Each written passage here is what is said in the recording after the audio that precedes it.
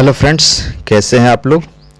तो ये वीडियो होगा प्राचीन भारतीय इतिहास का चैप्टर 2, जो कि काफ़ी ही इम्पॉर्टेंट है सभी एग्जाम्स के लिए, इतिहास के महत्वपूर्ण स्रोत। तो इससे जुड़े हुए हम लगभग 80 महत्वपूर्ण क्वेश्चंस को इस वीडियो में कवर करेंगे। साथ ही आप देखते चलिए कितना परसेंट आपका सही हो रहा है, और लास्ट में कमेंट करके ज़रूर बताइएगा कितने प्रश्न आपके सही हो रहे हैं। चलिए देखते हैं। पहला क्वेश्चन है, निम्नलिखित में से कौन सा स्रोत ऐतिहासिक साहित्यिक स्रोत नहीं है? ब्राह्मण ग्रंथ, बौद्ध ग्रंथ, जैन ग्रंथ या फिर अभिलेख? आंसर हो जाएगा ऑप्शन डी। इजी प्रश्न है। अभिलेख जो है ऐतिहासिक साहित्यिक स्रोत नहीं है। वेदों की संख्या कितनी है? Easy question, 4। ऋग्वेद का रचना काल क्या है? इसका आंसर हो जाएगा ऑप्शन बी। 1500 से 1000 ईस्वी पूर्व का जो काल है वह ऋग्वेद का रचना काल माना गया है। कौन सा ग्रंथ ऋग्वेद से साम्यता रखता है, यानी उसी के जैसा व्यवहार रखता है? इसका आंसर होगा ऑप्शन ए। ईरानी ग्रंथ जिंद अवेस्ता, ये दोनों जो है ऋग्वेद से साम्यता रखता है। अगला देखिए, ऋग्वेद किससे संबंधित है? Important question. आंसर हो जाएगा ऑप्शन डी, आर्यों से। ठीक है, ऋग्वेद जो है वह आर्यों से संबंधित है। सामवेद में मंत्रों की संख्या कितनी है? आंसर हो जाएगा ऑप्शन ए, 1550 मंत्र। ठीक है, सामवेद में कितने मंत्र हैं? 1550। कौन सी शाखा कृष्ण यजुर्वेद से संबंधित नहीं है? काटक, कपिकस्टल, मैत्रेयी, तैत्तिरीय या वाजस्नेयी? गेस कीजिए कौन सा सही होगा। इसका सही आंसर है ऑप्शन ई, वाजस्नेयी। ठीक है, चलिए अगला देखते हैं। अथर्ववेद में वर्णित, अथर्ववेद जो है किस चीज का चर्चा करता है, यानी उसमें कौन सा चीज वर्णित किया हुआ है? इसका आंसर हो जाएगा ऑप्शन ए, चिकित्सा, जादू टोना, धनुर्विद्या, ताबीज की विधियां। ठीक है, तो चिकित्सा से जुड़े हुए सभी चीजें जो है वह अथर्ववेद में वर्णित किया गया है। 9वां है, उत्तर वैदिक साहित्य का रचना क्षेत्र, तो यह है कुरु पांचाल, ऑप्शन सी। नेक्स्ट है, ऋग्वेद के अतिरिक्त वेदों की रचना कब हुई? ऋग्वेद के अतिरिक्त जो भी वेद हैं उनका रचना का काल कौन सा माना जाता है? वह है 1000 से 500 ईसा पूर्व। ऋग्वेद का कौन सा है? 1500 से 1000 ईसा पूर्व। नेक्स्ट है, ब्राह्मण ग्रंथ क्या कहे जाते हैं? आंसर हो जाएगा ऑप्शन बी, वेदों की टीका को ब्राह्मण ग्रंथ कहा जाता है। मिलाना है, इंपॉर्टेंट है, इसका स्क्रीनशॉट आप जरूर रख लीजिए, काफी बार पूछा गया है ये अलग अलग तरीके से। ऋग्वेद, यजुर्वेद, सामवेद और अथर्ववेद, इसको मिलाना है। तो ऋग्वेद क्या है? ऐतरेय हो जाएगा। यजुर्वेद यह है शतपथ ब्राह्मण। सामवेद ये हो जाएगा पंचविश ब्राह्मण, और अथर्ववेद गौपथ ब्राह्मण। ठीक है, इसका स्क्रीनशॉट जरूर ले लीजिए। आंसर कौन सा हो जाएगा? ऑप्शन सी, इसको जरूर आप याद कर लीजिएगा। नेक्स्ट देखिए, दार्शनिक विचारधारा का सूत्रपात के स्रोत किसको कहा जाता है? आंसर हो जाएगा ऑप्शन सी, आरण्यक को दार्शनिक विचारधारा का सूत्रपात के स्रोत कहा जाता है। निम्नलिखित में से आरण्यक नहीं है, ये भी प्रश्न जो है पूछा गया है काफी सारे अलग अलग एग्जाम्स में, इंपॉर्टेंट है। इसका आंसर हो जाएगा ऑप्शन सी, तैत्तिरीय। ठीक है, तैत्तिरीय जो है वह आरण्यक नहीं है। इसके अलावा श्वेताश्वर, ऐतरेय और मैत्रेयी, ये तीनों की तीनों आरण्यक के अंतर्गत आता है। अगला देखिए, निम्नलिखित में से उपनिषदों की संख्या, इंपॉर्टेंट क्वेश्चन, कई बार पूछा जा चुका है। उपनिषदों की जो संख्या है वह कितनी है? आंसर हो जाएगा 108। उपनिषदों का रचना काल तो ये माना जाता है 800 से 500 ईस्वी पूर्व तक। उपनिषदों के निष्काम कर्म की भावना आगे चलकर विकसित हुई। ठीक है, उपनिषद का जो निष्काम कर्म की भावना है वह आगे चल करके किस रूप में विकसित हुई थी? आंसर हो जाएगा ऑप्शन ए, श्रीमद् भगवत गीता के रूप में। 18वां, वेदांगों के संदर्भ में निम्नलिखित में से शिक्षा है। गेस कीजिए, शायद आपको पता हो। ABCD 4 ऑप्शन, तो इसका आंसर जो हो जाएगा वो हो जाएगा ऑप्शन ए सही है। वेदों के मंत्रों का जो सही उच्चारण है उसके बारे में वेदांगों में लिखा हुआ है। नेक्स्ट है मिलाने के लिए, यज्ञ संबंधी नियम किसमें है? मानव संस्कार से संबंधित नियम, सामाजिक नियम, यज्ञ एवं हवन कांड के से संबंधित नियम। यज्ञ संबंधित नियम तो यह है श्रोत्रसूत। मानव संस्कारों से संबंधित नियम गृहश्रुत कहलाता है। सामाजिक, राजनीतिक एवं धार्मिक नियम यह है धर्मसूत्र, यहाँ पे आप गेस भी कर सकते हैं। और यज्ञ ये चौथा हो जाएगा, तो आंसर कौन सा होगा? क्लियर हो गया? आंसर सी जो है इस क्वेश्चन का सही उत्तर है, ऑप्शन सी।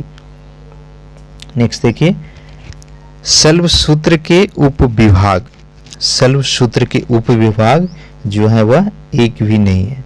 ठीक है, यहाँ पे आप देख रहे हैं डिटेल्स में दिया हुआ है।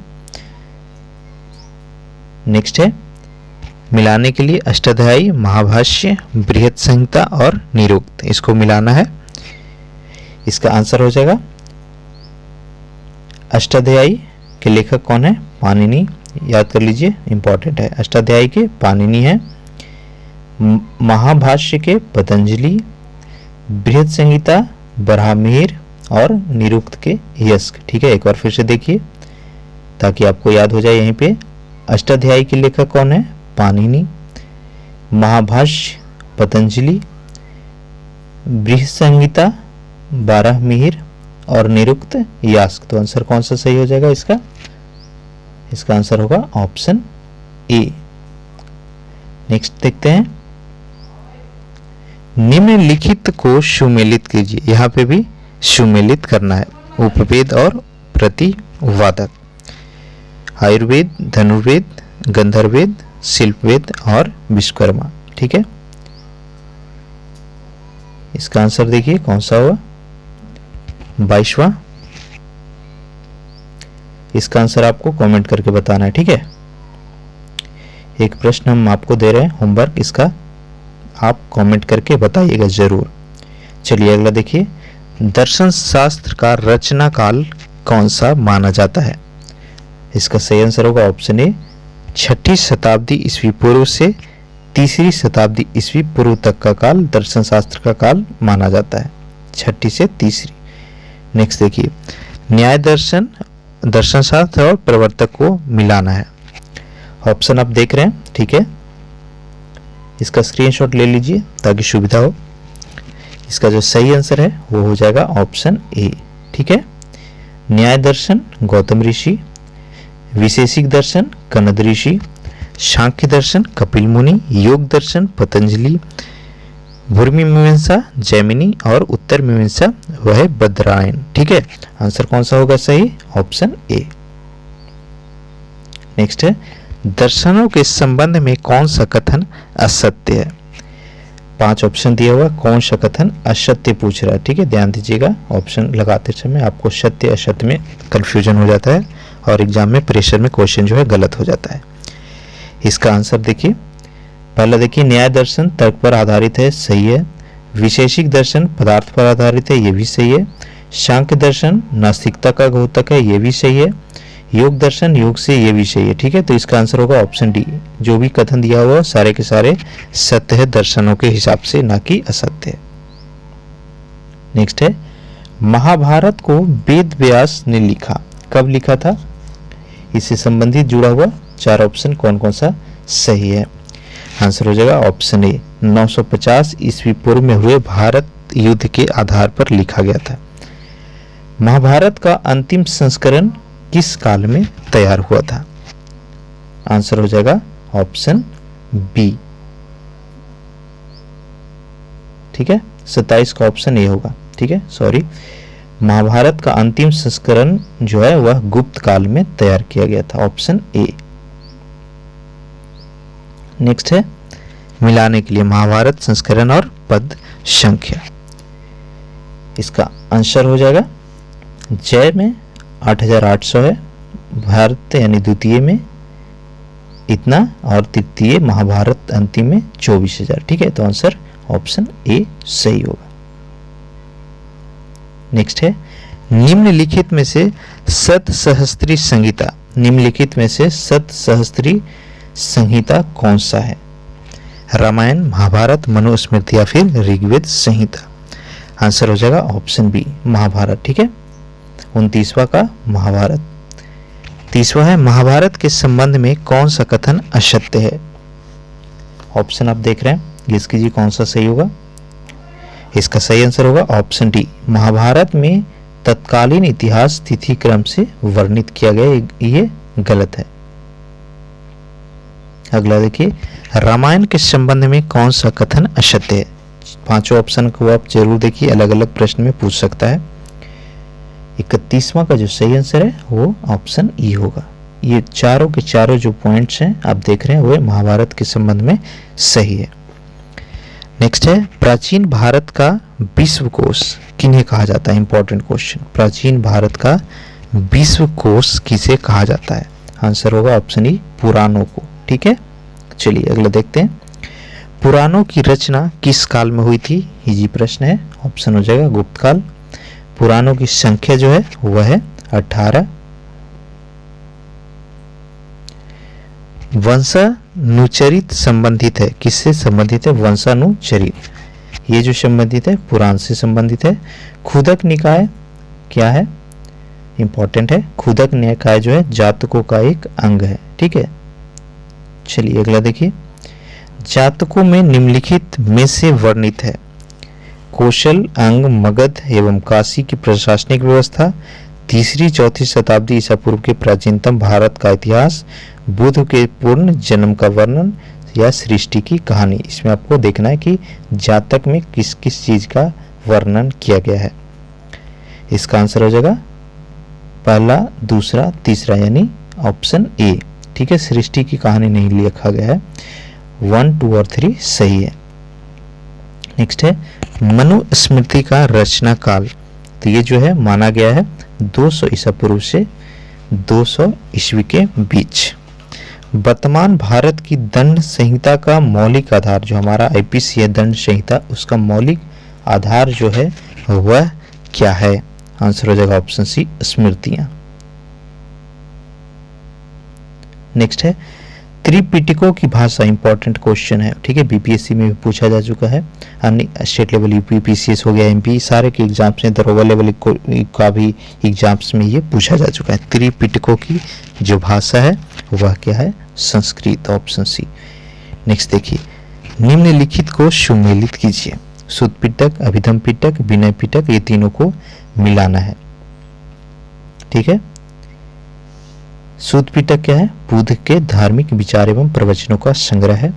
अभिधम पिटक दार्शनिक सिद्धांतों का संकलन, और विनय पिटक संघ से संबंध नियम। तो आंसर हो जाएगा ऑप्शन बी। ठीक है, 3, 2, 1। शुद्ध पिटक क्या है? बुद्ध के धर्म विचार, अभिधम पिटक दार्शनिक सिद्धांत, और शुद्ध पिटक आपका विनय पिटक हो गया संघ से संबंधित नियम। नेक्स्ट है, जैन धर्म ग्रंथों की भाषा क्या है? इजी क्वेश्चन है, आंसर हो जाएगा ऑप्शन ए, प्राकृत भाषा। नेक्स्ट क्वेश्चन है, जैन ग्रंथों के संबंध में कौन सा कथन सत्य है? ठीक है, यहाँ पे ध्यान दीजिए, सत्य पूछा गया है इस क्वेश्चन में। पहला देखिए, जैन ग्रंथों का संकलन गुजरात भलवी में ईसा की 6ठी शताब्दी में हुआ, गलत है। जैन सॉरी, ये सही है। ठीक है, ये सही है, पहला सही है। दूसरा देखिए, जैन ग्रंथों में बिहार, उत्तर प्रदेश की जानकारी संहित है, ये भी सही है। जैन धर्म ग्रंथों से महावीर कालीन राजनीतिक, सामाजिक एवं आर्थिक जीवन की जानकारी मिलती है, ये भी सही है। तीनों ऑप्शन सही है, तो आंसर कौन सा होगा? डी, उपयुक्त सभी। नेक्स्ट है, मिलाने के लिए ग्रंथ और उसके लेखक। समरईच कथा, तो इसके लेखक थे हरिभद्र। ठीक है, नेक्स्ट है कुबल्य माला, इसके लेखक थे उद्योतसूरी। आदि पुराण, इसके लेखक जिनसेन। उत्तर पुराण, इसके लेखक गुणभद्र। और परिशिष्ट पर्व के लेखक थे आचार्य हेमचंद। तो आंसर हो जाएगा ऑप्शन सी। ठीक है, ऑप्शन सी इस क्वेश्चन का सही आंसर है। नेक्स्ट है ऐतिहासिक साहित्य राज्य तरंगिणी एवं अर्थशास्त्र में एक प्रमुख समानता, इंपॉर्टेंट क्वेश्चन। ठीक है, राज्य तरंगिणी और अर्थशास्त्र में प्रमुख समानता जो है वह क्या है, दोनों की भाषा संस्कृत है। नेक्स्ट है अर्थशास्त्र विभक्त है कितने भाग में, अधिकरण में, प्रकरण में। ठीक है, तो 46वां का जो सही आंसर हो जाएगा, गेस कीजिए। इसका सही आंसर होगा ऑप्शन बी, 15 अधिकरण और 180 प्रकरणों में अर्थशास्त्र विभक्त किया गया है। नेक्स्ट है कौन सा कथन अर्थशास्त्र से संबंधित है, अर्थशास्त्र जो बुक है। पहला देखिए, अर्थशास्त्र की रचना कौटिल्य यानी चाणक्य ने की थी, सही है। दूसरा है अर्थशास्त्र में मौर्यकालीन प्रशासन चंद्रगुप्त मौर्य की शासन व्यवस्था का वर्णन है, ये भी सही है। अर्थशास्त्र में राज्य की उत्पत्ति, राज्य का संगठन, राज्य के अधिक एवं कर्तव्यों का वर्णन है, ये भी सही है। लास्ट देखिए, अर्थशास्त्र अरस्तु के पॉलिटिक्स एवं मैकियावेली के प्रिंस नामक ग्रंथ से साम्यता रखता है। हर एक पॉइंट को आप याद कर लीजिए, अलग अलग प्रश्न में भी पूछ सकता है। यहाँ पे सही हो जाएगा ऑप्शन ई आंसर होगा इसका, क्योंकि सभी के सभी जो कथन है वह सही है। नेक्स्ट है अर्थशास्त्र की रचना काल क्या है, इंपॉर्टेंट क्वेश्चन है। सबको पता होगा अर्थशास्त्र के लेखक कौटिल्य, ठीक है, चाणक्य, लेकिन एग्जामिनर जो है इसमें में अगर क्वेश्चन पूछ दे कि उसका रचना काल क्या है तो मैक्सिमम लोग को नहीं पता होगा। यही कारण बनता है सिलेक्शन और रिजेक्शन का। तो जो भी आप पढ़ाई कीजिए थोड़ा डेप्थ में कीजिए, क्योंकि पहले जैसा आप कट ऑफ कम नहीं जाता है, चाहे वो बिहार पुलिस हो, दरोगा हो, बीपीएससी हो, यूपी पुलिस हो, जितने भी या एसएससी हो, हर में जो एग्जामिनर है क्वेश्चंस अब डेप्थ से पूछ रहा है। तो इसका जो 48वां का आंसर है वह हो जाएगा ऑप्शन ए, ईसा की 2री से 3री शताब्दी के बीच। नेक्स्ट है पांड्य, चोल, चेर राजवंशियों का वर्णन, इंपॉर्टेंट क्वेश्चन, ये स्टेट बीसीएस में कई बार पूछा जा चुका है। पांड्य, चोल, चेर राजाओं, राजवंशों का जो वर्णन है वह कहाँ पर किया गया है, आंसर हो जाएगा ऑप्शन सी, संगम साहित्य। ठीक है, पांड्य, चोल, चेर कहाँ पे वर्णित है, संगम साहित्य में। नेक्स्ट है पुरातत्व से प्राप्त ऐतिहासिक सामग्री का वर्णन नहीं है, स्मारक, अभिलेख, मुद्राएं एवं सिक्के, ब्राह्मण ग्रंथ। तो आपका यहाँ पे आंसर हो जाएगा ऑप्शन डी, ब्राह्मण ग्रंथ जो है वह पुरातात्विक से तो यानी खोदने के बाद तो नहीं लिखा, वो लिखित है। स्मारक, अभिलेख, मुद्राएं तीनों की तीनों पुरातत्व से प्राप्त होता है। अगला है उत्खनन से प्राप्त सामग्री का कालक्रम ज्ञात किया जाता है, इंपॉर्टेंट क्वेश्चन है, इजी है लेकिन इंपॉर्टेंट है, हमेशा यह रिपीट होते रहता है। तो इसका जो आंसर हो जाएगा वो हो जाएगा कार्बन चौदित पद्धति से, ऑप्शन सी। नेक्स्ट है अभिलेखों से संबंधित कौन सा कथन असत्य है। देखिए कौन सा कथन असत्य है, 4-5 ऑप्शन दिया हुआ है। लेखन के अनुसार अभिलेख स्तंभ, ताम्रशिला एवं गुहा अभिलेखों में वर्णित है, ये तो सही है। अभिलेख पहले प्राकृत भाषा में, इसके बाद क्रमशः संस्कृत, तमिल, तेलुगु में लिखे गए, ये भी सही है। अभिलेखन लेखन में सर्वाधिक ब्राह्मी लिपि, ये भी सही है, आपका डी ऑप्शन है। अभिलेखों में राजा, उनके वंश का नाम, ये भी सही है। यह अभिलेख उत्खनन से प्राप्त होते हैं एवं वे पुस्तक के समान होता है, गलत है, पुस्तक के समान तो नहीं होता ना, वह सिक्के होते हैं, पत्थर होते हैं। ठीक है, आंसर ई हो जाएगा। नेक्स्ट देखिए कर्ण चौपड़ गुहा अभिलेख किस काल से संबंधित है, आंसर होगा ऑप्शन ए, मौर्य काल। ठीक है, मौर्य काल से संबंधित है आपका कर्ण चौपड़ गुहा। अगला है खारवेल का हाथी गुफा, इंपॉर्टेंट क्वेश्चन, खारवेल का हाथी गुफा अभिलेख किस वंश से संबंधित है, आंसर हो जाएगा ऑप्शन ए, शुंग वंश। ठीक है, हाथी गुफा कौन सा वंश, शुंग वंश।